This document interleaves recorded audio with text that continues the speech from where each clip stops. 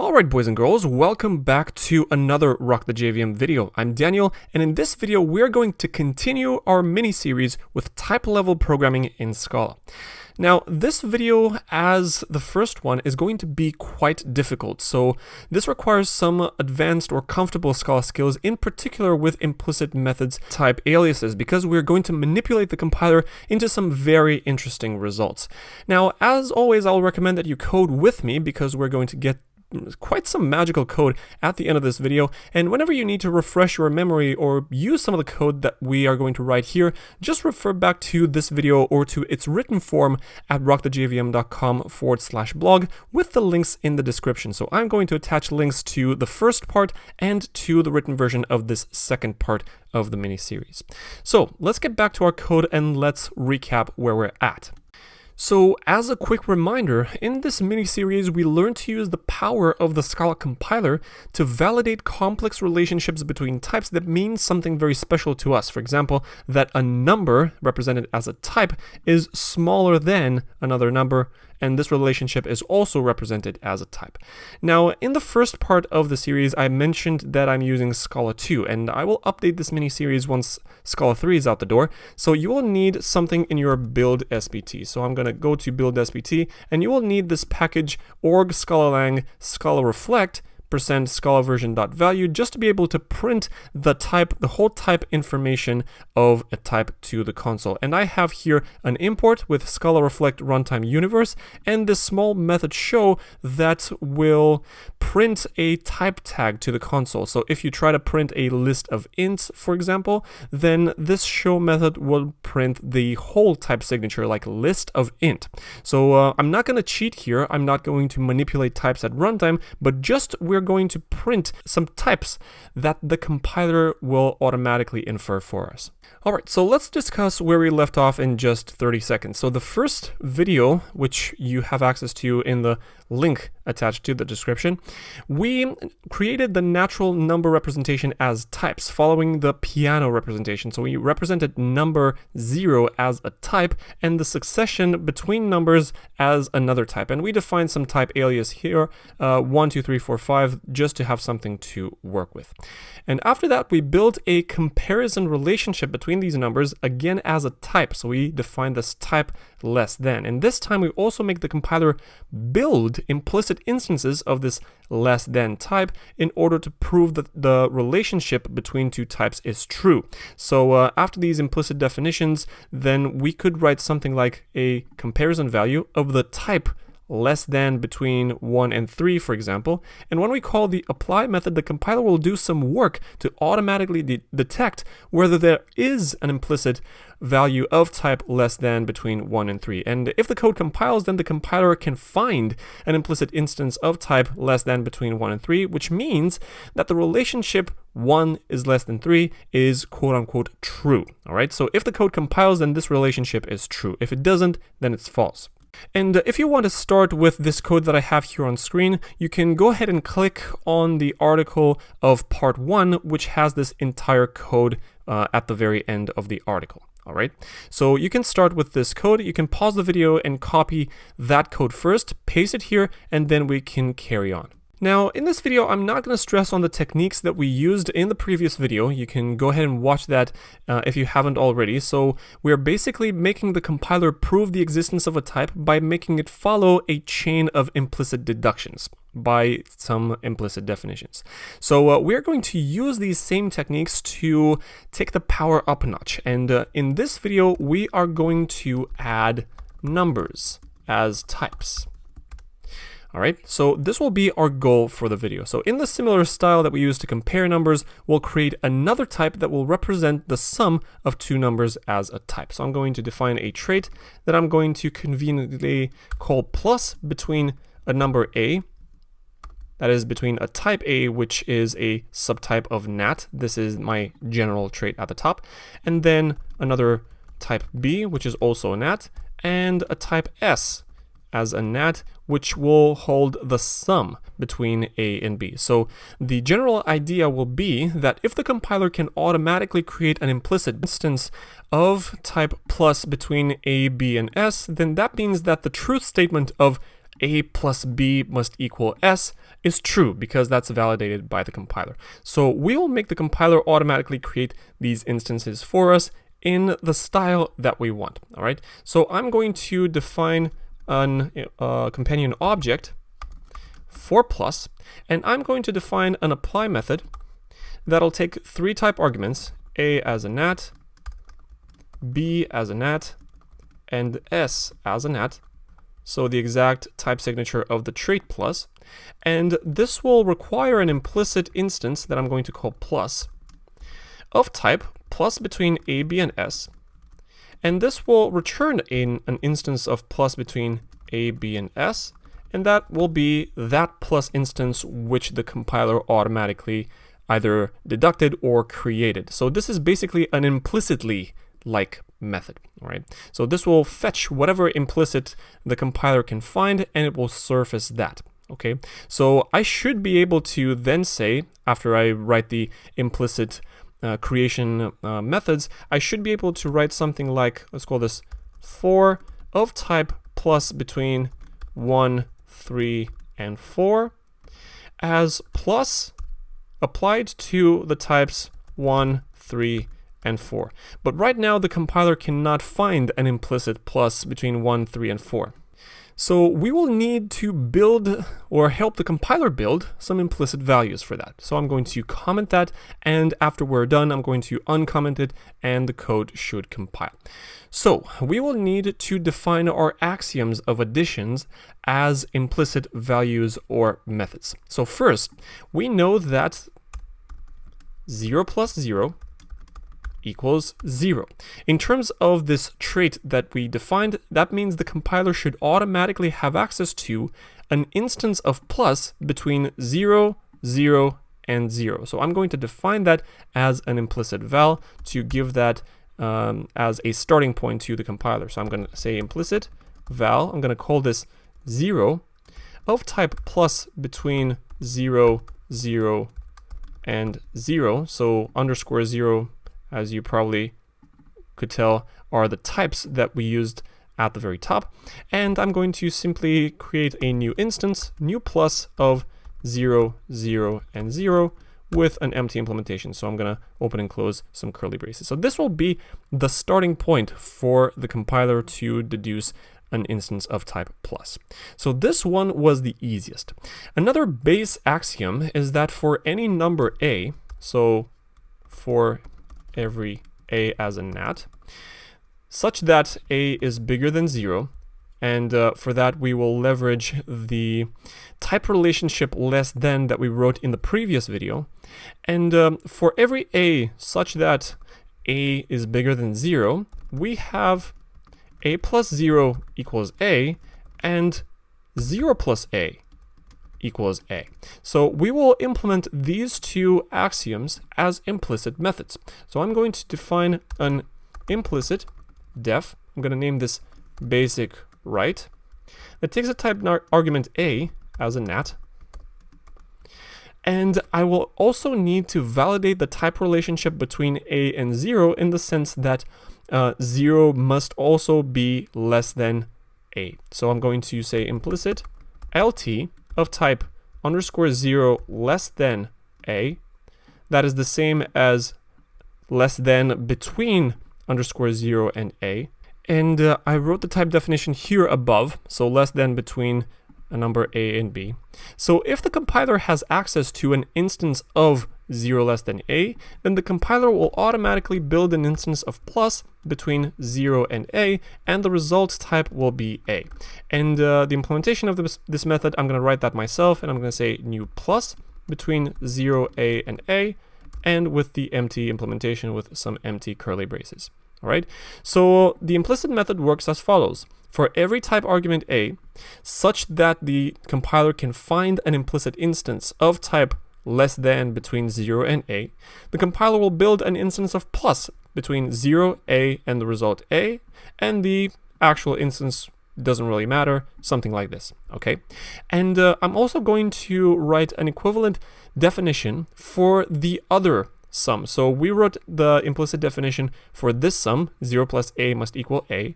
I'm also going to write an implicit definition for the other sum as well. So I'm going to name this implicit def basic left. And this will have an equivalent method signature for every a as a natural, given the compiler has an implicit instance of type lt as 0 less than a. The compiler will build an instance of plus, but this time between a and 0 with the result a. So notice that these two types are different. This is why we're creating two different methods. And I'm going to implement that as new plus between a, 0, and a. All right, so we have the basic axioms. And I'm also going to say here 0 plus 0 equals 0, just to illustrate what this implicit value does. Okay. Now, at this point, some of you might be wondering why we need this less than constraint and why we can't simply say that for every number for every type a, which is a natural, we can make the compiler build an instance of plus between 0a and plus between a, 0a. This is a legitimate question, and we could do that, but it's confusing to the compiler to build an instance of plus between 0, 0, 0 because it has two different avenues and it has two different routes at arriving at the same result.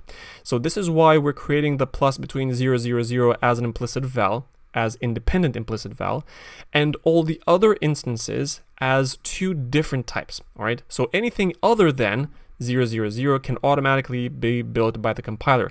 But in order to not collide with the existing instance of plus 0, 0, 0 that we created earlier, we need this type constraint 0 less than a.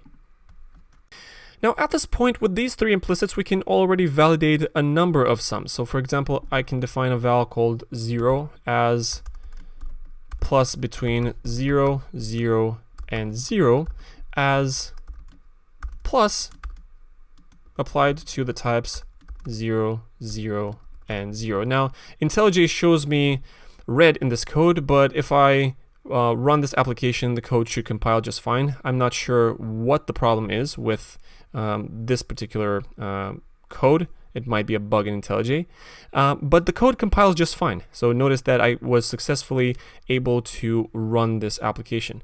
In that case, it means that the compiler can validate the instance of plus between 0, 0, 0, and of course it can because I've defined it myself. We can also write something that adds with 0. I'm going to name this 2 as plus between 0, 2, and 2 as plus applied to 0, 2, and 2. And the code editor will show red, but I'm going to run this application just to prove that the compiler does its job and doesn't have anything to yell at me for.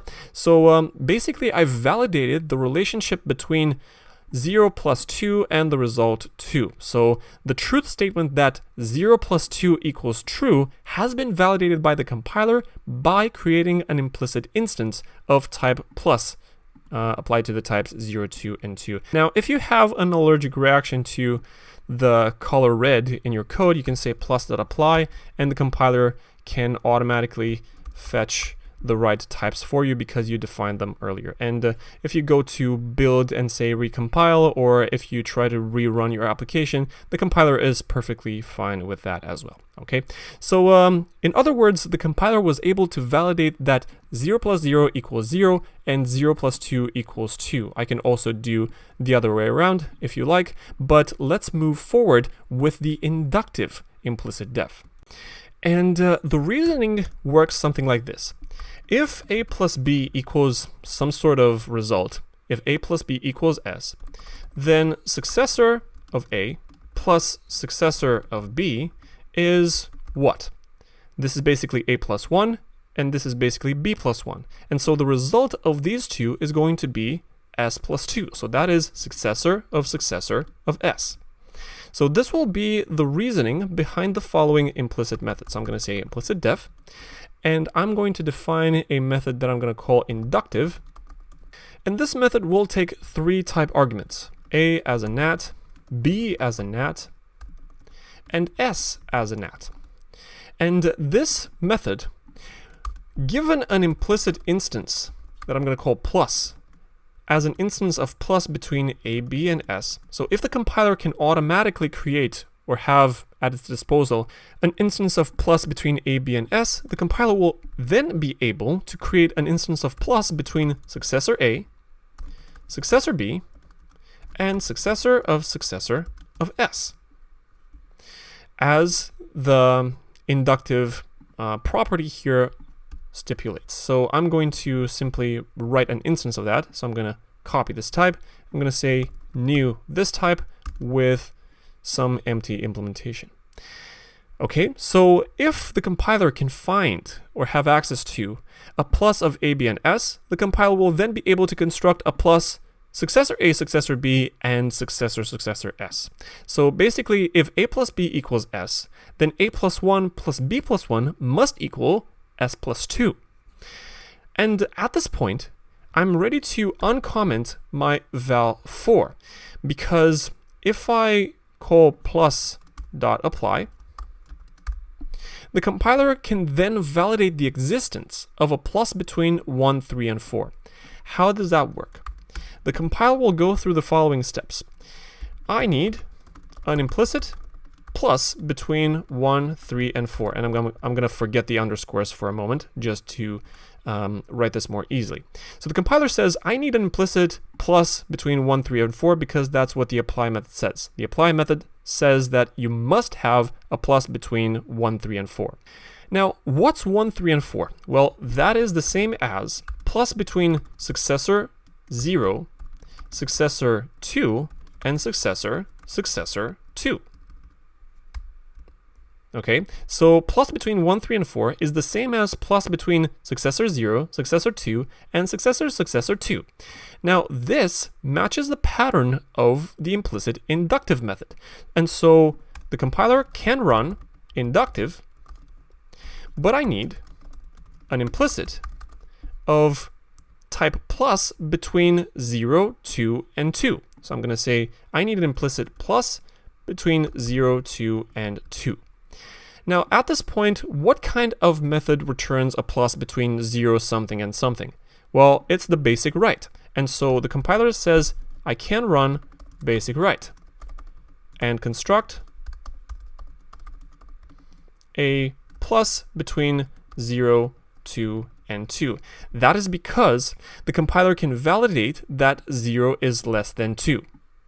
And the compiler can validate that 0 is less than 2 because we wrote the trait in the first video. So we are going to leverage that. And after the compiler creates the implicit instance of plus between 0, 2, and 2, then the compiler can then create the dependent implicit instances up until the final implicit that it needs.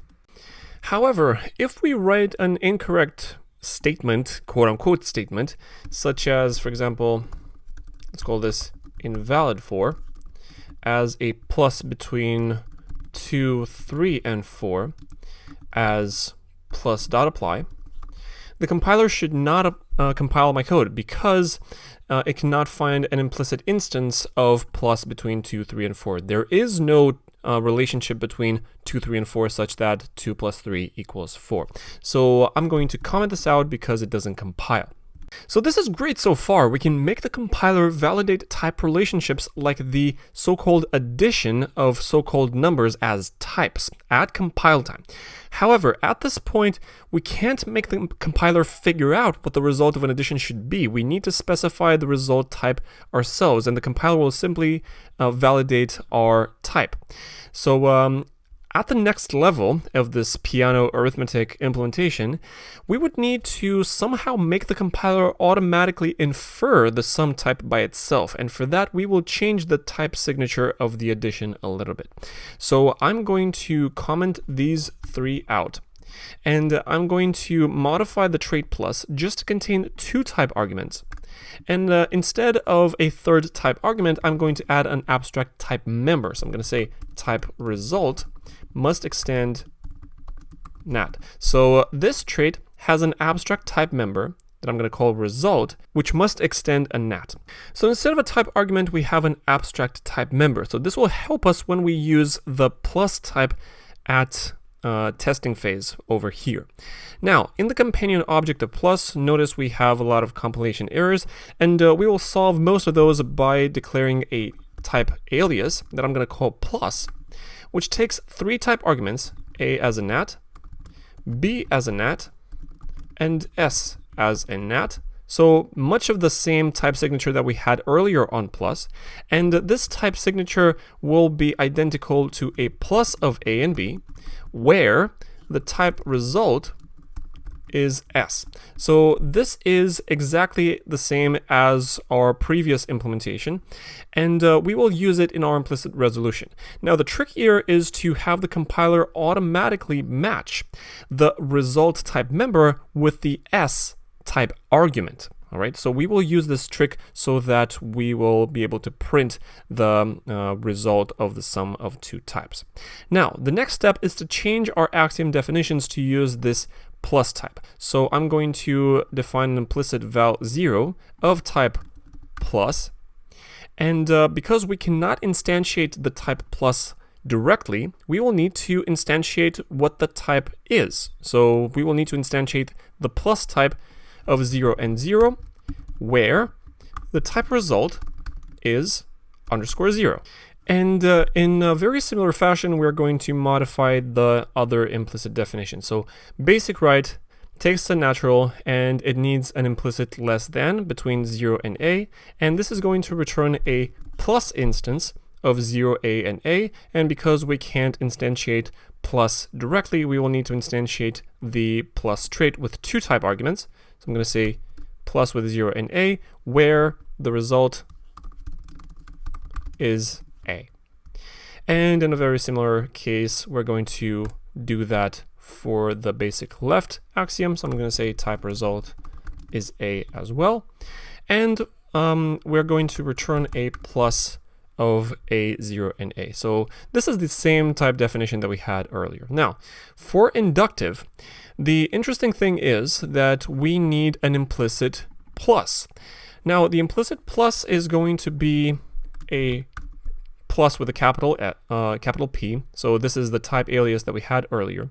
And this is also going to return a plus with a capital P of successor A, successor B, and this guy.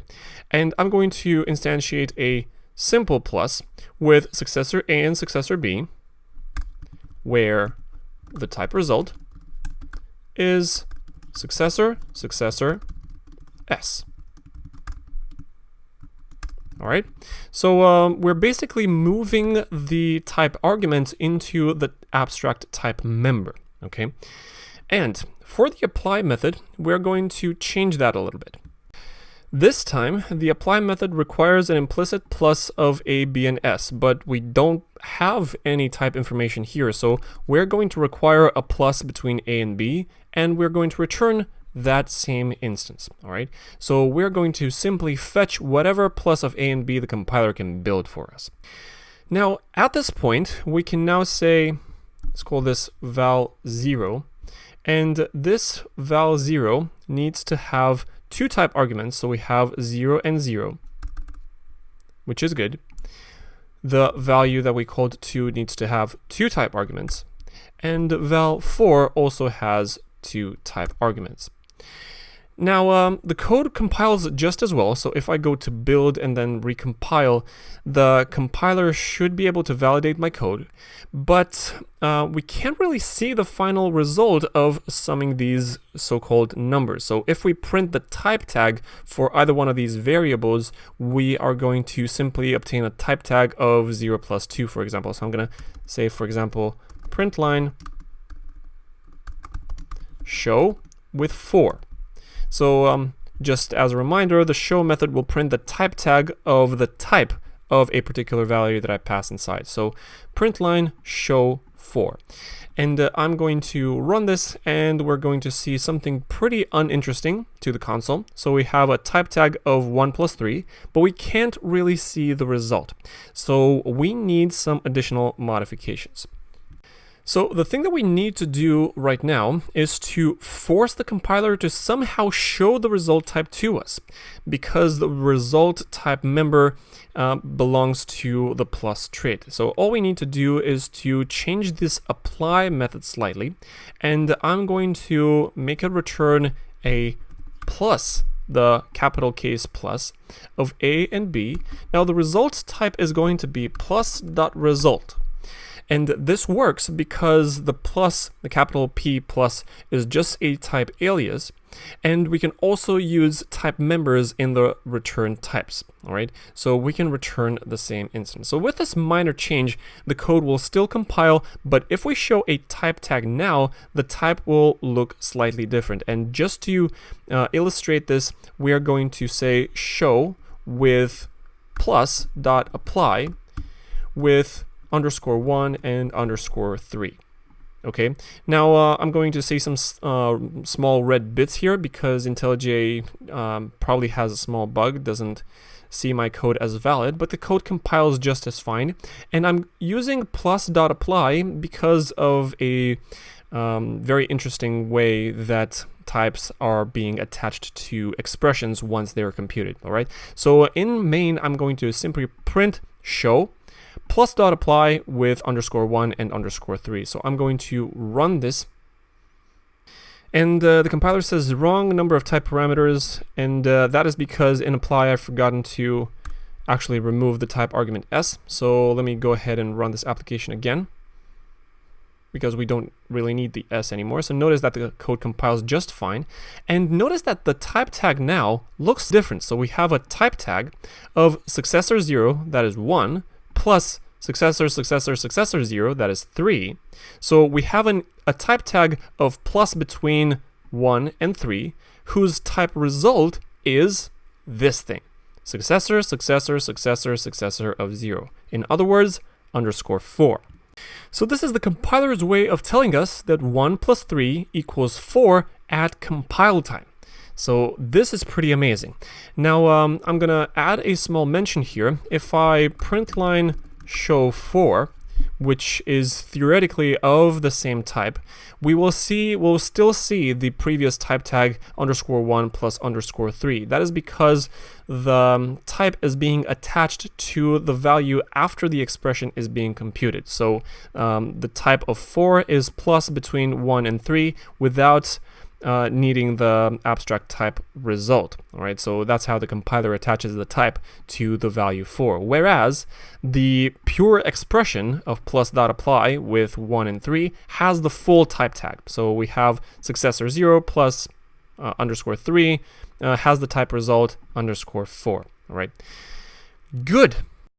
All right, so that was pretty difficult, but pretty magical. I hope that by the end of the second part, you're getting a sense of how you can express a mathematical problem as a set of constraints on type relationships. Those are written as implicit definitions, and the compiler solves the problem for you by automatically building the right implicit whose type holds the relationship that you wanted. Now, this mini-series is not done. There's more to come, and a third part will also follow. So click the like button for me and subscribe for when the third part comes up, as well as the upcoming videos from Rock the JVM, which I hope will be interesting and useful to you. In the meantime, go ahead and follow us on Twitter and LinkedIn and Facebook for upcoming material, and check out rockthejvm.com with the best material on Rock the JVM on Scala and functional programming and Akka and Apache Spark and Kafka and so much more. In the meantime, I'm Daniel, signing off.